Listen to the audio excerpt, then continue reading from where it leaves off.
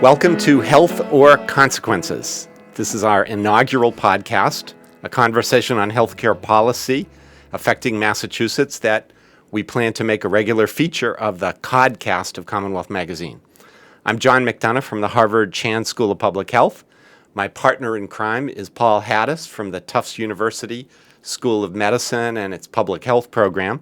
And we are pleased and honored to be joined by Secretary Marylou Sudders, Secretary of the Massachusetts Office of Health and Human Services, as our inaugural guest. So thank you so much for coming, Secretary Sudders. We're pleased to welcome you here. Thank you for having me. I'd like to think that you're partners in health rather than partners in crime, but we'll just leave it at that. We'll do the best that we can. I want to offer my thank you as well, Secretary Sudders. And I think we'll get started maybe with focusing on what has been perhaps the signature issue for the Baker administration, the opioid concerns and challenge. What have been the key accomplishments, would you say, to date for the first 4 years? Well, thank you for that question. We've actually had several signature items, but obviously opioids is front and center to the governor's administration, and it will be in Baker 2.0 as well. This is certainly not one and done. As we've said, this epidemic was long in making, and it's going to take a lot of fortitude and hard work to really work our way through this.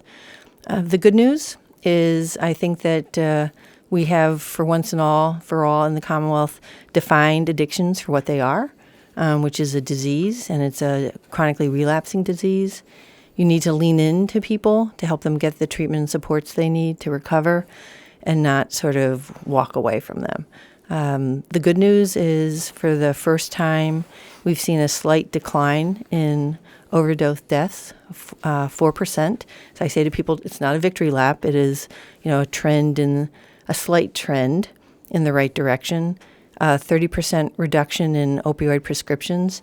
I still to this day, I remember the statistic that was given to me one day that in 2014, there were 4.4 million prescriptions written, yielding 6.6 million opioid pills in the Commonwealth of Massachusetts for Massachusetts residents in 1 year.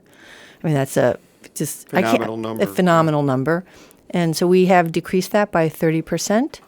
We've passed two major pieces of legislation. I refer to them as, I'm not the marketing guru, as we all know, Opioid 1.0 and Opioid 2.0, that I think really establishes some good standards for Massachusetts, the 7-day limit on first-time prescriptions.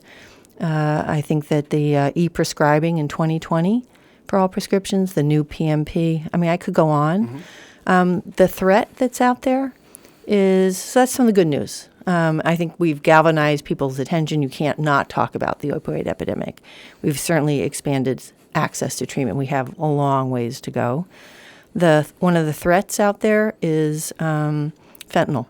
So in 2015, fentanyl was present in just about 40% of overdose deaths. And the most recent data that we just released, it's 90%. And fentanyl kills. I mean, you have to get ahead of it. And that's obviously a challenge. One of the areas that I talk to people about when they talk about the opiates issue is what's happening in jails and prisons. It's something you're not directly responsible for, but as the health secretary, you think about all your constituents, including those who are incarcerated. Any thoughts about that particular cohort? Well, absolutely, because, for many years, in fact, jails, our police and jails have really been the front door into treatment for addictions, or that's how we treated addictions. And I am really committed to helping us really redefine the access points for the treatment of addictions through the clinical path and not through courts. In fact, I do have some responsibilities. As you know, for the very first time, and I am pleased about this, so I'm sorry it took 30 years for the Commonwealth to actually do this, was to transfer women who had been civilly committed for addictions from Framingham State Prison to an extraordinarily strong program at the Department of Mental Health down at Taunton State Hospital. Wow. For 30 years, people said they were going to end that practice, and it took a Republican governor and a bipartisan legislature to pass that. And starting, in fact, I just met with all the sheriffs. So as of September 2019, the sheriffs have to provide medication-assisted treatment and behavioral treatment for individuals with addictions within the jails, and I'm funding it, so I have actually a fair amount to say about the quality of the expectations to be provided. But really, my goal is to not have people treated through the jails, right? But really treated as we would expect to be treated in healthcare facilities. So let's turn to Mass Health. Okay, John, I'll turn to you. Your biggest responsibility, the biggest part of the state budget. You've done enormous reform in that program, launched this past March with moving 830,000 Mass Health enrollees into accountable care organizations in the Mass Health program. Amazing the complexity and the magnitude of what was done, and also amazing the lack of awareness among the public that anything happened at all. So how's it going? How do you look back on it? And what do you see moving ahead? Yeah. So as we all know, Mass Health is the biggest part of the state budget, 40% of the state budget, and I am really extraordinarily pleased with the progress we've made in the Mass Health program on many fronts. First of all, I think one of the great things about being secretary is the opportunity to work with an extraordinary, smart group of public servants. I mean, the rolling out of the accountable care organizations is our ability to really try to provide the right treatment at the right time for some of our most vulnerable citizens, people who need Medicaid for their health care. I like being under the radar screen, just do the work, and I think that's what we've done in the ACOs. But really, before that, we probably exhausted everybody in 16, 18 months of a very public process, bringing together anyone who wanted to come to the table to design what an accountable care organization should look like. And so last March, 17 accountable care organizations, which really for people who are listening, unless you're really a policy wonk, what we're really talking about is primary care offices really embracing people's care and arranging all of their treatment needs for them in a very respectful, culturally appropriate way. That's really what we're talking about here. And along with whatever behavioral health or long-term services needs they have as well in the Medicaid program. So March 1st, we rolled out for, as you say, just under 900,000 people, 850,000 people into the ACOs. And I think what I'm proudest about is, honestly, you can't anticipate every issue that's going to come up. So it's really then how do you engage? So we understood that there would be continuity of care issues for people. So where people were currently getting their treatment, right, that might not be part of ACO 1. So we needed to figure that out with people. There were some individuals with really some complex conditions that, again, you can't always anticipate all that. So it's then how do you respond? And I do think we get some good marks from people from what was originally going to be a 30-day continuity of care period, which was really, we rolled it out from March until July 1st. And then really, from where I sit, everyone was anchored on March 1st. For me, it was really July 1st. So July 1st, people were in their ACOs. And so here's how it's going. 75% of providers are involved, who have historically been involved with Mass Health, are part of the ACO networks. We've had very little movement of individuals, like, I don't like this ACO, I want to go to another one. Very little disruption. And that was really one of the things that I was looking for was, somebody wakes up on July 2nd and says, what? Who's my primary care physician? We've seen very little of that.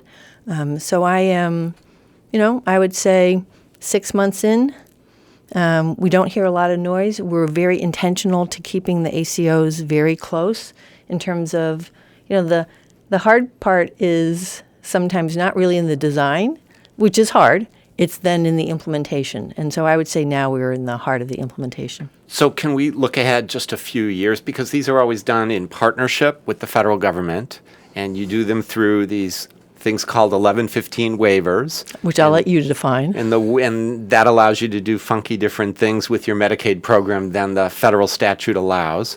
And I would not use the word funky. I would use the word it gives us flexibility. Absolutely. Right, to experiment. Right, absolutely. And so the waiver we're under expires in 2021.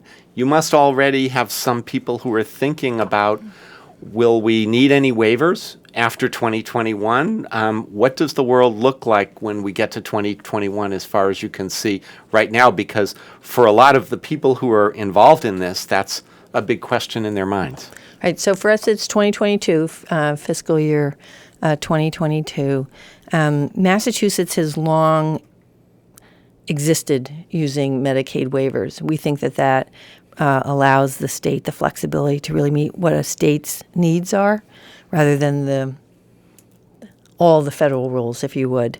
So as we are thinking future, because you need to now, would be hoping to be able to extend the accountable care organizations, really also hoping to meet the needs of people who are what we call as dually eligible, Medicaid, Medicare, which we've been in a pilot, and we continue to pilot.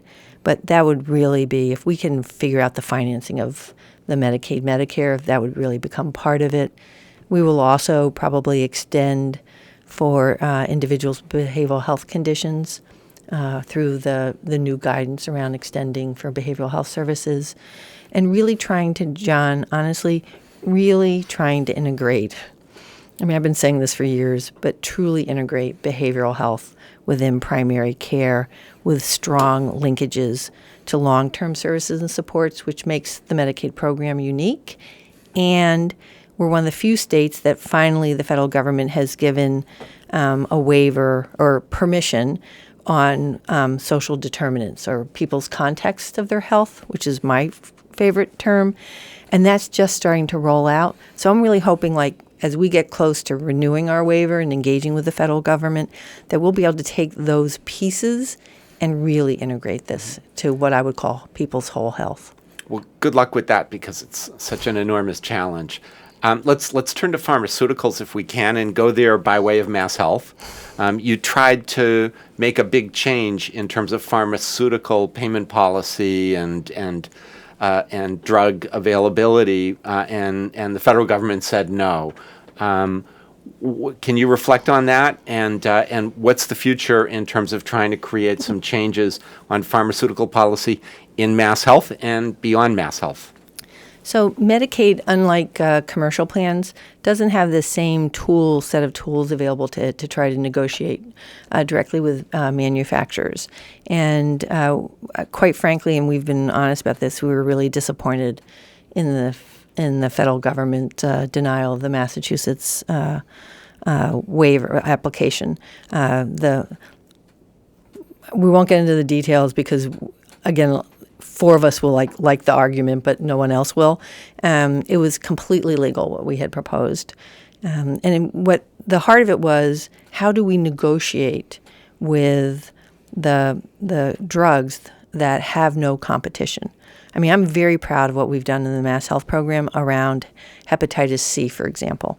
So when Sovaldi came on the market, high-priced drug, and it was limited to individuals who were diagnosed with hepatitis C. Once other similar medications came on the market, we engaged in a very intense negotiation. I am really proud of the fact that anyone on Medicaid who is diagnosed with Hep C has full access to medications. We have universal access to Hep C medications, life-saving medications, as a result of competition and driving down the price. What do you do when you have no tools? In 5 years, the pharmacy budget in Medicaid has grown by ready for this, $1 billion. There are 30 drugs that are responsible for $600 million of the Medicaid program. And what I want to do is to ensure that we have wide access to these medications, but at a transparent and reasonable cost to the Commonwealth. I want to engage in direct negotiations with manufacturers. So you will see next year another mass health pharmacy reform, one that guarantees access, 2 goes for direct negotiations with manufacturers, and 3 has strong consumer protections. And we know the state has a big role in terms of pharmaceuticals and mass health. What about above and beyond mass health? I know you can't touch Medicare, you can't touch self-insured large employers, but there's also the state licensed coverage. Is there a role for the state in terms of addressing rising drug costs outside of mass health, or is that really an issue for the federal government, do you think? No, we believe that there should be, in the Commonwealth, a much more transparent process around pharmacy pricing and negotiations.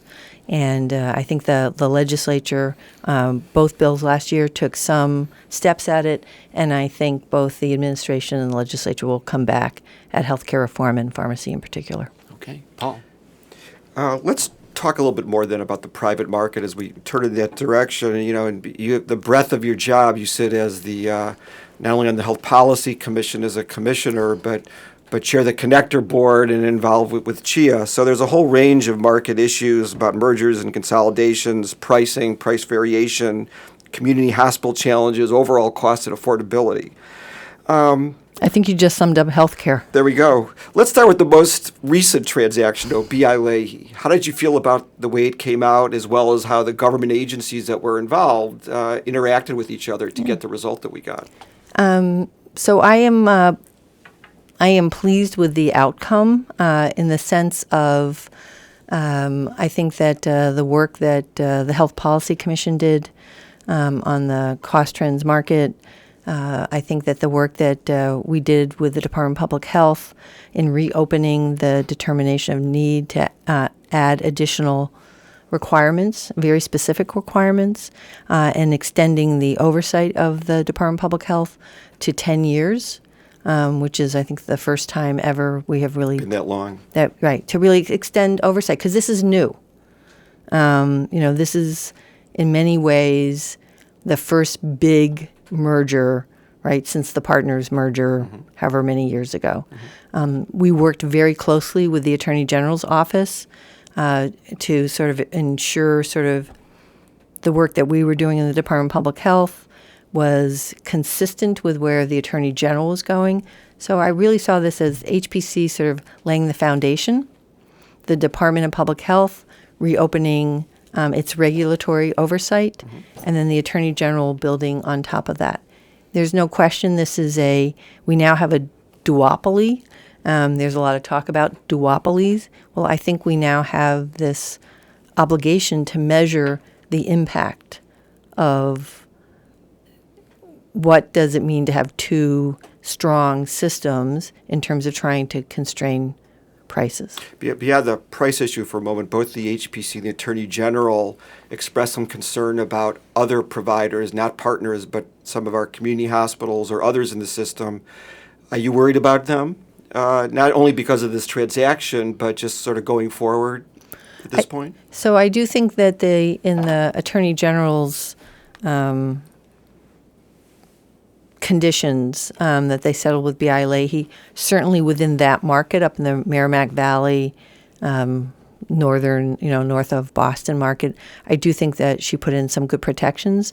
I do think this coming year, as we revisit healthcare reform in the Commonwealth, we need to ensure that people have access to the community hospitals. I can't tell you what that's going to look like at this moment, but stay tuned and have me back. Okay. Is there anything you can tell us, though, whether it's about, if not about that issue, something else with the market that might be something that the Baker administration is going to push for legislatively or otherwise this next year? I'm sort of feeling like I'm in Baker 1.5 at the moment. I guess some news would be that I am continuing on as Secretary of Health and Human Services. Congratulations to all of us for that. Thank my spouse. And we do believe that the Commonwealth needs to really grapple with the affordability of health care. And as a social worker, for me, I really need to also, in addition to affordability of health care and the costs, is access and availability. So the 3 A's are really where I'm going for in Baker 2.0. Okay. Well, let me probe a little bit of that affordability. Well, one of the things that interested me this past year was at the benchmark hearing, where the HPC gets to, if it wants, reset the benchmark. It held it at 3.1%. You made a public comment and said you wish that the benchmark could actually be lower than that level. I took note of that. Anything you want to say about that? Well, we know that the Commonwealth has, if not the most expensive healthcare system in the United States, the second most expensive healthcare system in the United States. And I think we need to be very focused on costs. And we established a benchmark in Massachusetts. And I think that the more that we can try to ensure quality access and bring down costs in a very real way, that we will really do what we need to do in Massachusetts. So I'm committed to the benchmark, and I think as we think about healthcare reform, how is it we use that benchmark as a way to not meet, but sort of see what we can do to really take out costs, but not diminish quality. So can I just turn to the Affordable Care Act and the federal Trump administration? Lots of changes going on in D.C., aside from Congress, because Congress has not gotten much done, but the Trump administration is allowing association health plans, short-term health insurance. They're promoting work requirements in state Medicaid programs. These things have a lot of people around the country concerned. Are we insulated from all of that in Massachusetts, and is there anything happening down in D.C. that has you worried? Well, as you know, since we've known each other for a few years, I'm a worrier, so I tend to worry about everything. I am worried about the continued, rather than constructive conversations about what we need to do to make changes to the Affordable Care Act where things need to be changed, because anyone who's been involved in complicated piece of legislation know you're always improving upon, as opposed to just dismantling one. Second is, we are a little insulated in Massachusetts, but we cannot become complacent, because we do have a strong belief in our state around coverage and affordability, and we continue to maintain that. We also have a strong belief in our state that predates the Affordable Care Act around shared responsibilities, like everyone participates, providers, individuals, plans, right? So we have strong beliefs here that are not going to diminish. What we need to do is to ensure that whatever happens at the federal landscape doesn't take those things away. And let me just give two quick examples, if I may. Our marketplace, our exchange. So Massachusetts, so I chair the Connector Board, which is good because it keeps the Mass Health Connector relationship very strong. So we're in the sort of the middle of open enrollment. Despite what you're hearing at the national level, right now we're seeing an 8% increase in open enrollment right now on the Connector. We have the second lowest rates of any exchange in the United States. And our open enrollment extends until January. So the noise at the federal level is not impacting Massachusetts. That is very strong. And even though the federal government no longer requires the individual mandate, we do. We also have, and I appreciate you mentioning the associated health plans and the like, that we have strong minimum coverage here. So I don't see that being diminished at all. There's a lawsuit going on down in Texas, a federal lawsuit that would once again seek to overturn the whole ACA.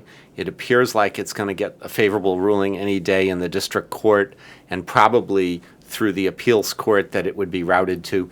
And we may end up with another case before the Supreme Court on the future of repealing or not repealing the ACA with a different configuration on the court. Is that on your radar screen at all? Does that worry you, or is that just so far away, I'll deal with it when I see it? Well, no, I'm not a here and like in the moment kind of a person. No, I follow the trends and the lawsuits out there. And what we have to do in Massachusetts is go back to what fundamentally binds us in our state, which is coverage, affordability, access, and availability. And I'd much rather be having those conversations in our state than in so many other states. The other thing is in states that are very, very Republican, have expanded, right, coverage through the Affordable Care Act.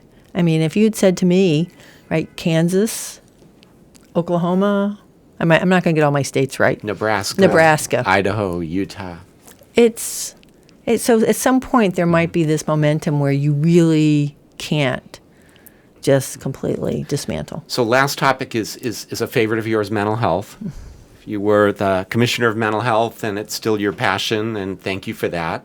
There was a report last week from the Blue Cross Foundation saying that people across the state are having some real trouble getting access to mental health services, even though they have coverage.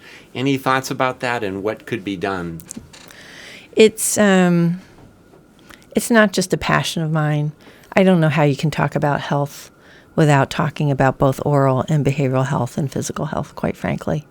And there are extraordinary access issues. It's across all payers. We may feel it more in the Medicaid program because it's 1.86 million people, and some of them are people with disabilities and the like. It is a provider issue. It's a plan issue. It's an access issue. It's a parity issue. In fact, this afternoon, I'm very proud of the Division of Insurance and the Department of Health, with some perhaps Marylou Sudders tinkering, has issued a bulletin defining the outpatient and intermediate care services for youth and adolescents for the parity law that passed I was Commissioner of Mental Health then, really defining that. I applaud the payers, the carriers, for sitting at the table. They didn't start with no. They started with what is this? And that doesn't guarantee that people are going to find it, but it sort of makes it clear what commercial insurers need to cover, at least for youth with behavioral health conditions. You can expect that I'm going to take this on hot and heavy in Baker 2.0, my friend. Thank you. So we're running out of time. Thank you for letting us know that you're reappointed as secretary. Paul and I are both delighted to hear that. Look forward to having you back next year, perhaps, even to check on progress. But can I just ask, what's this job like for you? I mean, this is a tough lift. How are you doing? Thank you, I think. It is I've always been a public servant. I've always defined myself as a public servant, even when I have not been in public service. It is extraordinarily, it's an extraordinary privilege. It's also extraordinarily humbling, because I know I'm half a state government and I have all these resources available to me. But the reality is, even with all of those resources, you realize you cannot resolve every human condition and problem that comes to you. But what you can do is treat every issue and person that comes to you or becomes known to you with dignity and respect. That's sort of what drives me. When you realize it's 1 in 4 people directly touch something that you are responsible for, that's the sort of, it's just extraordinary. And when you think of the public health programs, some of the public health programs, it's every community in the Commonwealth. I take it with the seriousness that I think you would want me to. My spouse will not calculate my hourly wage because he's decided I'm just volunteering my time for the Commonwealth. But it's, I'm extraordinarily grateful for this opportunity. And it's as a social worker, I do understand the complexity of the issues. I don't simplify anything. And I'm really grateful to everyone who gives me advice and tells me what it is they think I should be doing and what my priorities are. Because believe it or not, I actually take all that in and then try to synthesize it into some very key priorities. Well, it's premature, but I think history is going to show you're one of our great secretaries of Health and Human Services, maybe the best. But thank you for joining us on our inaugural podcast. We'll be back in January. Paul, what are we going to talk about? We're going to have Andy Dreyfus, CEO of Blue Cross of Massachusetts, sharing a little bit about what's going on with them and how he's thinking about the future. Great. See you then. Thank you, Paul. Thank you, Marylou. Happy holidays, everybody. Thank you so much. Thank you.